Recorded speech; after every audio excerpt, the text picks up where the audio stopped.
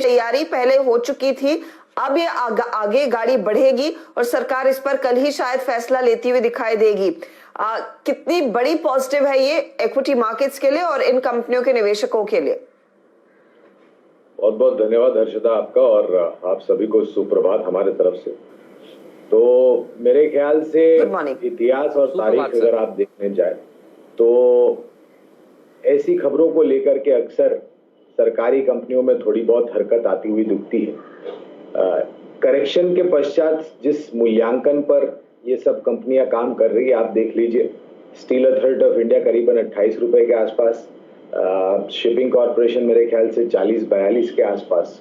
ज्यादा premium attraction हो उसकी उम्मीद मुझे बहुत कम है। और जैसे मैं बता रहा था, अगर आप इतिहास और तारीख देख लें तो सरकार हमेशा जो विनिवेश होता है वो मार्केट प्राइस से थोड़ा बहुत डिस्काउंट में करते हैं वगैरह वगैरह।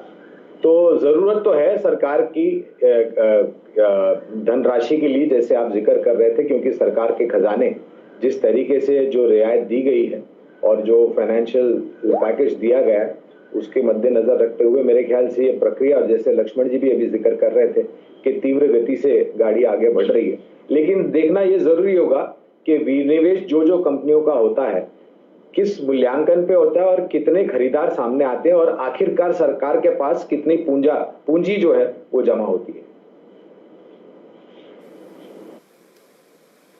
ठीक बात है, आपकी क्या टिप्पणी है इस पे?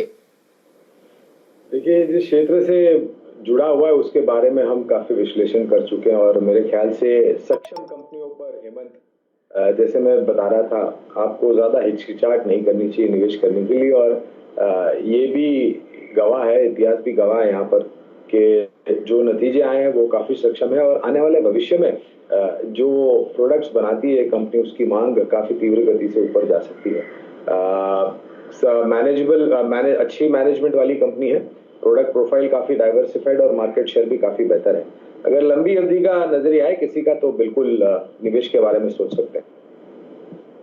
नंबर बढ़िया है, रैलीज को छोड़ दें तो कमोबेश सारी कंपनियों ने अब तक शानदार नतीजे पेश किए हैं। गौरांग सर, आपकी टिप्पणी कोरोमंडल पर और इस सेगमेंट पर, आपको क्या पसंद है इस समय?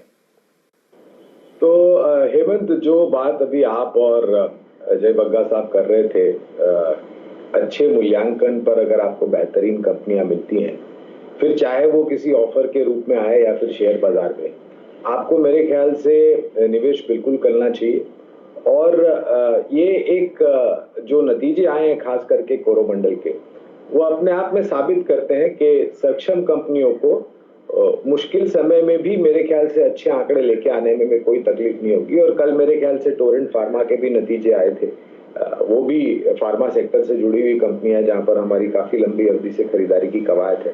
तो मैं ये मानता हूं हेमंत कि चाहे वो ऑफर के रूप में हो या चाहे वो डायरेक्ट मार्केट में से आपको खरीदारी करनी हो, मौका बिल्कुल गंवाना नहीं चाहिए। लेकिन नियमित तौर पर एक अनुशासन को ध्यान में रखते हुए आपको निवेश करना चाहिए लंबी अवधि के लिए।